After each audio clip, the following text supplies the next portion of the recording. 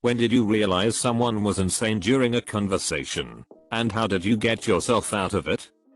The plumber we called was nice enough, but he started explaining to my wife that Hurricane Sandy didn't really happen, and the storms are due to the government shooting electrons into the sky. My very sweet, elderly next door neighbor explained to me how God gave her my house. She casually told me, "Oh, you should have seen how beautiful it was the day we moved in.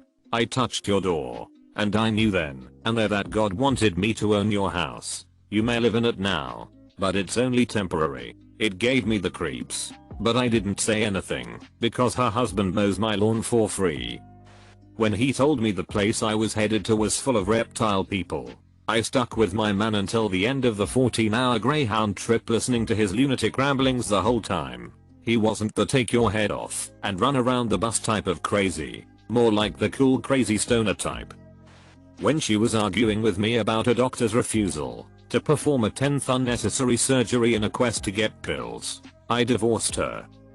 I was on my first cruise, or 3-day trip to the Bahamas, and back to Florida. I was talking to a dude at the bar, and asked where he's from. "Jupiter," is his response. Luckily my buddy came around, and I just walked away. Found out years later that Jupiter FL is a real place, and remembered this guy from the cruise that I thought was nuts. I was at a family wedding, and there was this guy I didn't know that was amazing on the dance floor. He had decent moves, but it was more that he was so dedicated to his dancing, so charismatic, that he really drew the eye. Anyway, my father-in-law got to talking to him, and eventually drew me into the conversation.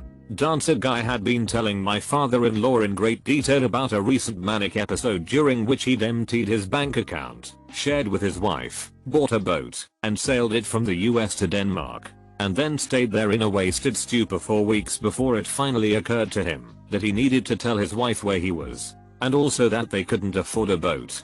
Partway through the conversation it became obvious that he was currently in another manic state, but he was very engaging, so we didn't try to extricate ourselves from the conversation. Eventually his wife dragged him away. We felt bad for her.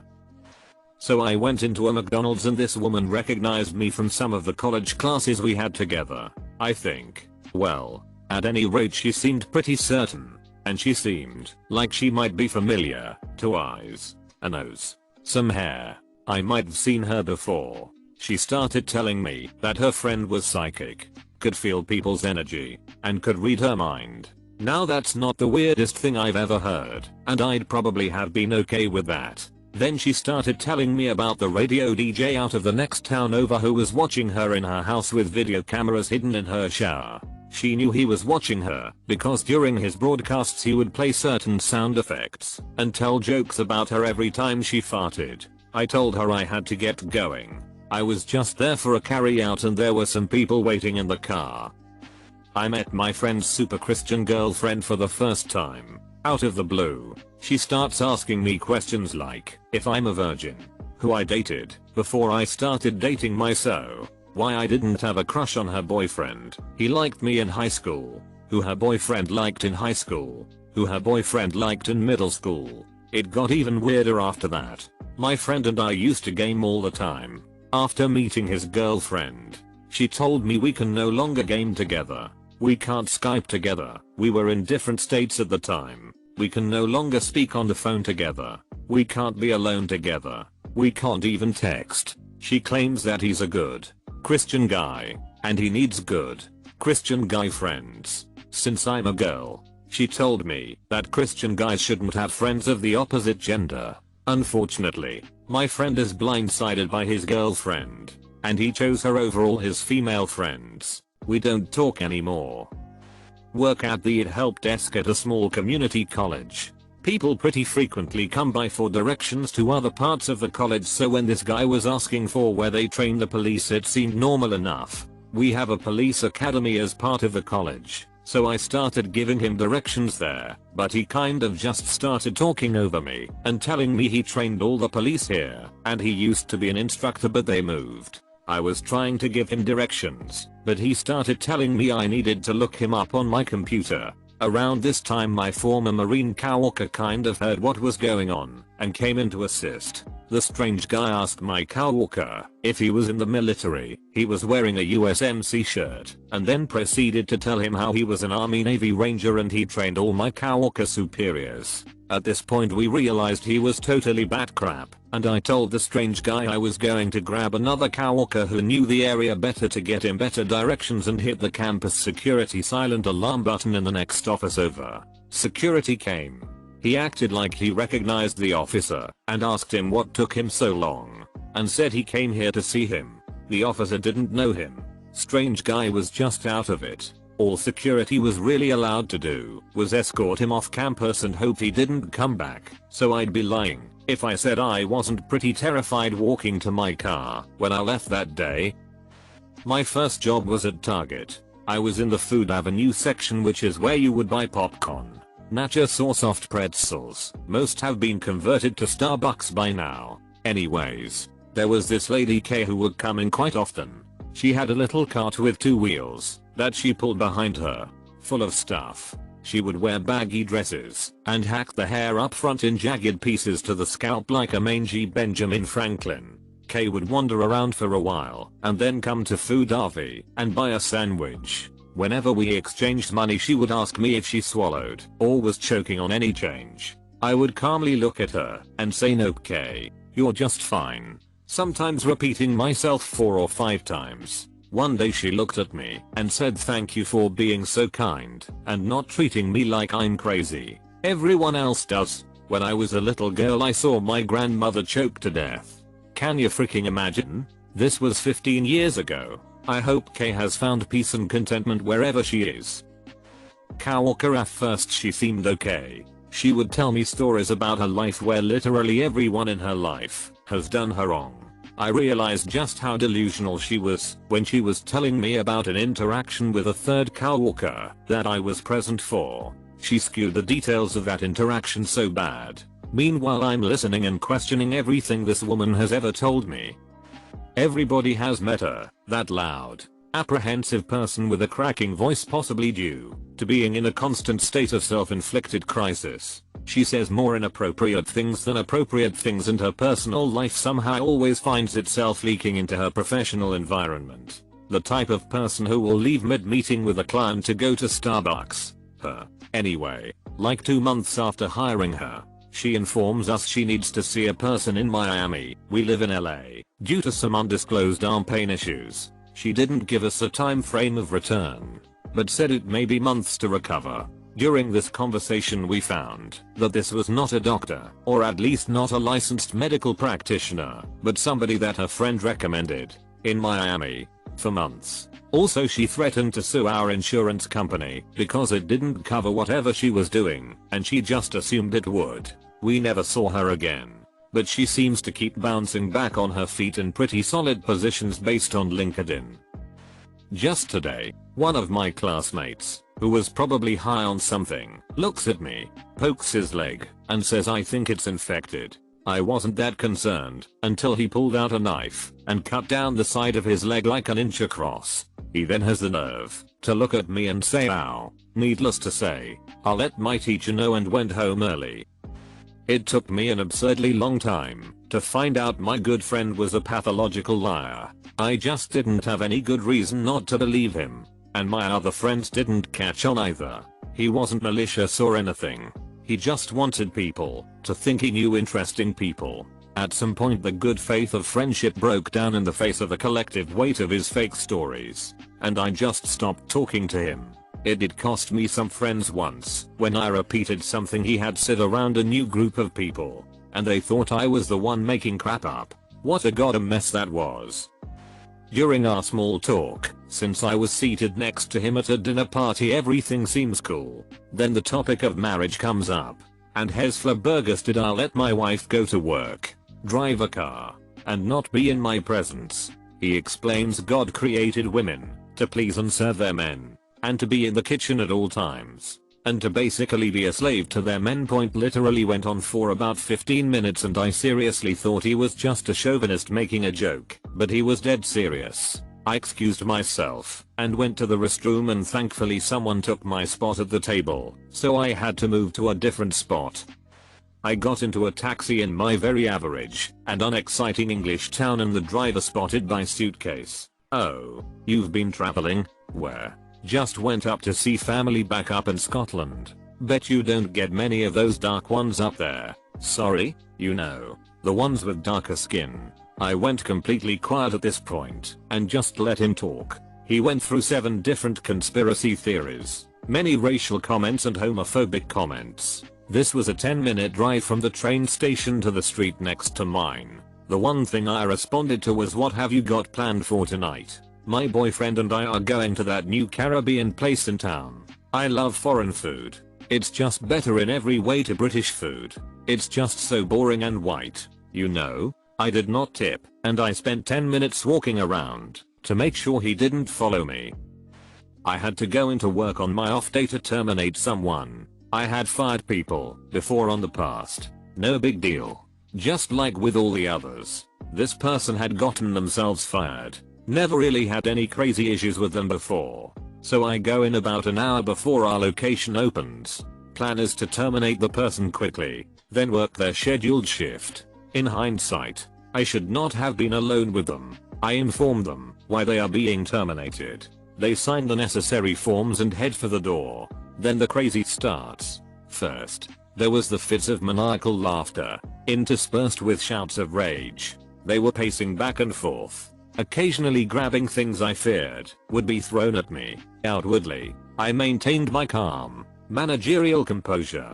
I calmly repeated they needed to leave the premises before I called the authorities. They went to begging for their job, then laughing about how stupid they were, then raging at the supposed lies that were told about them. Cameras showed they weren't lies. Then giggling sadly, I reiterated they needed to leave. After a half hour of coercing and having a phone in hand to dial 911, they left. I immediately called my supervisor and informed them I was nervous the whole day that they'd come back in and do something. Worked at a retail store while in college. Hottest guy I have ever seen. Came in and was, of course, taking his little sister shopping. "Marry me." I struck up a conversation with him, and after about 10 minutes he neighed like a horse very loudly. I was like, WTF, but didn't say anything. Happened again a few minutes later, and I felt terrible for him, thinking he had Tourette's. No, he was just crazy. Started talking about how he can communicate with horses and how he was in the process of becoming one. I just said I had to get back to work. Kept neighing the whole time he was in the store and all the way through checking out. To this day I like to tell myself he was just freaking with me, and somewhere out there he's telling his buddies about the time he made this random chick think he could communicate with horses. Had a much older single male neighbor, Mickey, when I was in college, who wasn't all there. The neighborhood was single family houses that were made into condos or townhomes, each with their own separate entrance, but shared walls. Turns out Mickey was our downstairs neighbor, and his front door was right under my bedroom. First day/night in the place unpacking. I hear some loud concussive slams in rapid succession and manic babbling fading in and out with each thud. I move toward the sound until I'm looking out below the bedroom window to see a silhouette of a squat man being occluded quickly and followed by a slam of a door, only to reappear again as the door is opened just as quickly. It's held open for his babbling to escape out into the night, only to be punctuated by another loud slam of the door, over and over again, for 2 hours without fail. I never saw Mickey that night, only his shadow. Fast forward a week or so, and I'm on the phone walking back from campus and I see a Danny DeVito shaped man waddling down the sidewalk conversing with himself but wildly gesticulating, throwing out hands, and serving up talking points to the wind. He does the what the frick, hands at the neighbor's yard, the this crap right here, at the cars on the street, the up yours to the dogs, all the way, until he's standing in front of me, because once he got in front of me, I became the sole focus of his belligerent efforts. I didn't know he was my literal next door neighbor at the time, as I didn't recognize his shadow, but he's following my same path home, ranting and raving unintelligible nonsense. I started to run through options in my head of how to deal with this lunatic, but eventually got home and went upstairs all while he's still trailing behind raving. I was relieved when it finally got quiet, but only for a second. The slamming of the door commenced shortly after, and I was looked out the window again.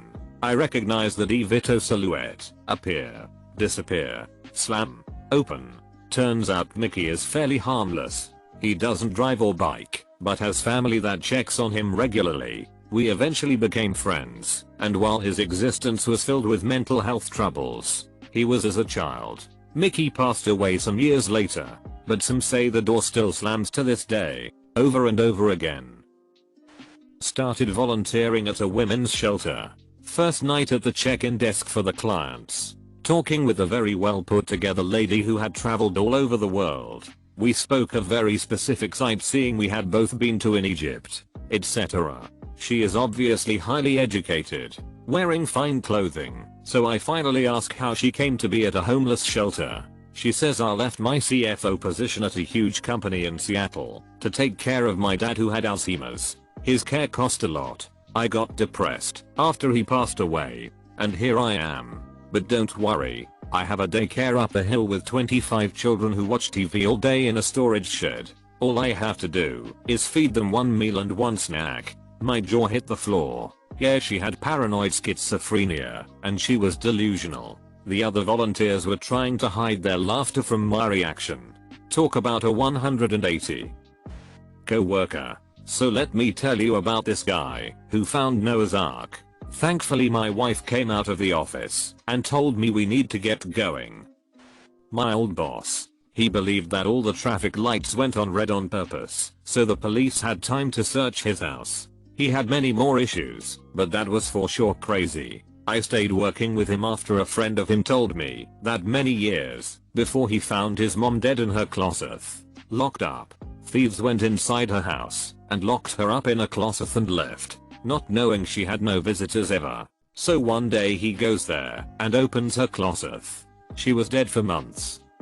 Not crazy in the raving lunatic sense, but more in like a total bish sense, and this just happened today, so I kind of want to vent, if that's okay. I run a business teaching creative writing classes for kids. I just made a huge move to grow my business. I got a new, much bigger classroom in a great location. I'm super happy, but it was a lot of work. I wanted to celebrate with my students, so I decided to throw a reception for them. I made sure every student had a piece on display on my gallery wall, and I invited every kid and their families. The reception was yesterday. We had a good turnout, and I was feeling great. It was a success. Then last night I get an email from a mom of 2 sisters that attend my classes. She said she was sorry to have missed the reception, and that she was disappointed because she didn't realize it was scheduled. She then said her girls were excited about signing up for classes next year. I responded that I was sorry that she missed the emails and paper invitations I sent home, but that we missed the girls at the party and that everyone loved their work that was on display. That's where it devolved. She started sending long, ranting emails about how I violated her children by showing their work to strangers and that she knew I had personally excluded them. Legal threats ensued. I remained calm and responded each time with an apology and an acknowledgement that I could have communicated better. She kept writing though, each email longer and weirder and more accusatory than the last. I felt like I was in the twilight zone. Finally, I just responded to the craziest of the emails inviting the girls to a mini reception. Just me and them. And at the end I said, "It'll be fun. I have cookies." She responded with, "Great. What day and time? So freaking weird." So, I guess on Thursday I have to hang out with these kids and feed them cookies because their mom is unhinged and apparently can't read multiple invitations, and I'm wondering if she's going to chop my head off when they show up.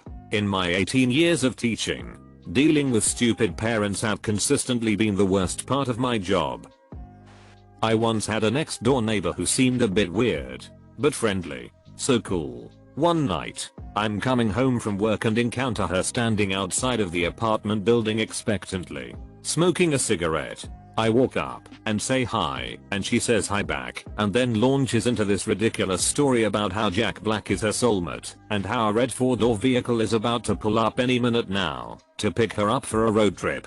She doesn't have anything with her. It was obviously ridiculous, but she didn't seem dangerous, and I wanted to see what happened when the car never showed up. So I bum a smoke and hang out with her while she just waxes weirder and weirder. going on about how some actress stole her soul and more crazy stuff like that. I wasn't creeped out by it so much as exceptionally entertained by her storytelling. So I stand out there for 15 minutes or so until I start to get bored and try to say goodbye, but she's like, no, they'll be here any second. Not 5 seconds later a red 4-door car pulls up and parks less than a car length ahead of where we are standing, and I have this insane moment where I think maybe she was telling the truth. Looking relieved that they finally arrived, she promptly opens the back seat and gets into the car and shuts the door behind her. The car starts. I'm in absolute shock.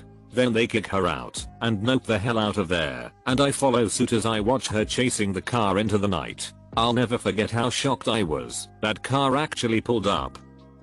When he told me that the world was filled with signs that he had to decipher, and gave me an explanation that made no sense whatsoever. I had a boss once who absolutely 100% believed that the government, well, really a behind the scenes real government, not the fake puppets we get to see, not only controlled the climate, but also created natural features like the Grand Canyon in the very recent past. I just politely went, how interesting, because it was just a summer job. I was 7 or 8, staying with my great aunt. I knew she was weird, but I didn't understand what the adults said about her. I just thought she was a nice weird lady, until she went into the kitchen and came back ranting about donuts. I didn't catch all of it at first, but eventually worked out that she was complaining about the motorcycle riding gnomes having stolen her donuts again, and she was going to speak to Jesus about it when she had tea with him on Tuesday. There's no getting out of them if someone is truly insane. I work at a homeless shelter in the winter, and let me tell you, I hear the most random nonsense, like absolute gibberish and insanity. Either the people are high out of their mind or insane. If I'm at the watch desk, I can't do much except try to encourage them back to bed. If I'm on patrol I can claim I have to go do something, but really I just zone out and let them speak. Was on Tinder date with a guy who was a concert pianist. He was very attractive, fluent in 3 languages, and I was very excited. I arrive at the bar and breathed a sigh of relief that he looked like his pics. However, after several minutes of conversation, I realized he was scary, like turn my bones into wind chimes scary. Within 30 minutes, he suggests we go back to his apartment to show me his 3 different pianos, and I politely told him that I wasn't interested. He flipped out, started saying I was a prude, so I just simply stood up, told him to frick off, and walked out of the bar.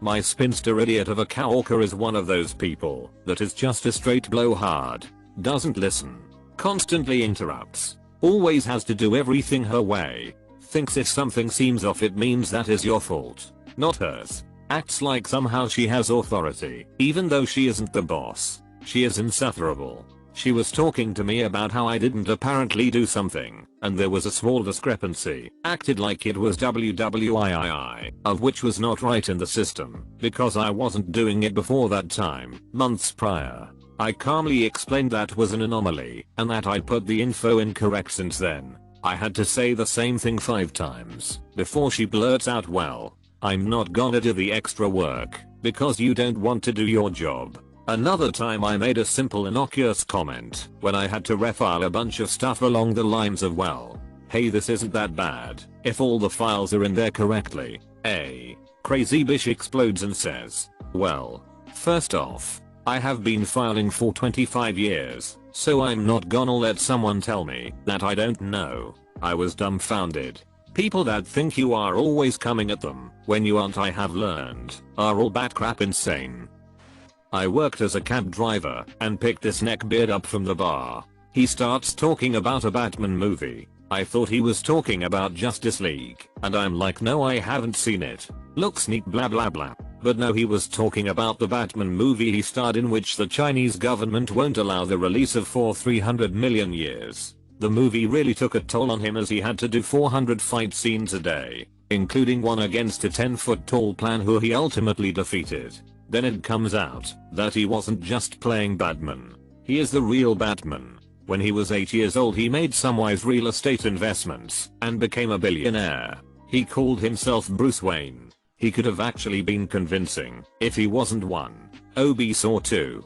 Didn't throw out such insane numbers describing his stats, like fighting an army of millions, having a 100 million year old sword, and getting into literal 100s of fights a day. Just the more he talked, the more I realized how delusional he was. Really wished I'd recorded him. I have a good one for this. A few years back I was taking classes at a local community college. I had an 8 AM class, and I was waiting around for the professor to come and unlock the door with a few other students who had shown up early for class. I start talking to a guy who I had talked to a few times before, but didn't know that well. He's drawing a design for some kind of futuristic car/motorcycle thing in his notebook, and I ask him about it. Just being friendly, making conversation. Everything is normal until he drops this bombshell out of nowhere. By the way, did you know I'm the reincarnation of the Archangel Michael? What? He proceeds to explain how him and 6 other archangels will lead the purification of the world on December 24th, 2014. He tells me, in order to survive I will need to paint a certain symbol on the door of my house. Lifts up his shirt and shows me an elaborate tattoo on his chest with 3 colored circles. He tells me I need to have this exact symbol with the opposite colors, otherwise everyone in my house will be purged. He goes on to say, I know you're cool, but I'll be purging Asia. The guy who is purging North America won't know you, and I won't be able to vouch for you. So you need to have this symbol on your door. I just nodded politely until the professor showed up, and then I never talked to him again. There is a scam power company near me, and I was expecting a package, so I answered my door to this woman working for the company. I didn't want to be impolite, so I lied and said I had a final exam I needed to go to, and when she asked for my name and address I gave a fake location and a fake name so that they wouldn't come back. A 10-year child said to me, and he wasn't kidding, I'd hit him, and I liked it. You know when you do something that makes you feel pleasure? I want to break him in a little million pieces. Do you think I'm a psycho? Nope. Really? Completely normal. My girlfriend's mom called me homophobic because I disagreed that my cat was queer because he has a slightly high-pitched meow. I was 17 and I woke up one morning and went about my normal routine of breakfast in the living room when a guy I never met came up and started talking to me. My parents had lots of friends, so I didn't think much of it at the time. I just tried to carry on a civil conversation with the guy. It was pretty hard to keep pace with the guy though. He talked really fast and sort of evolved his topics really quickly, and the weirder it got the more I started to panic. He started talking about how great nature was, and how his wife had him walking around all day in nature. Then he started asking me if I believed in God. Then asked me to pray with him, and then in the middle of his prayer that I wasn't really into, he just says that he is God and starts asking if I believed in him. There's no good way to describe talking to someone who literally believes they're the creator of all things, so I went off to try and figure out who he was and find someone to help me with him. He was my stepmother's sister's husband who had recently suffered a car accident in the military overseas and was staying with us a few days because his wife, who now had to take care of him, was having a hard time adjusting, to put it lightly, but I'll never forget how normal he seemed at first.